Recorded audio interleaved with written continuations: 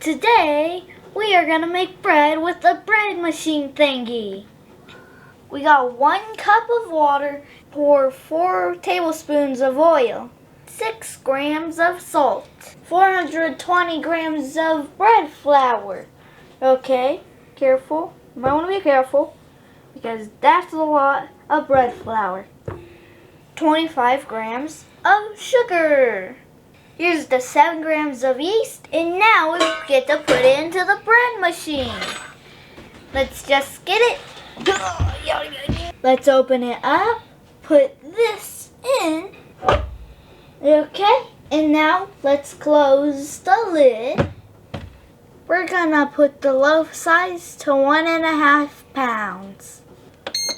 We love our crust color at medium. Bake it on the basic bread setting. 3, 2, 1. Ta-da! Yeah!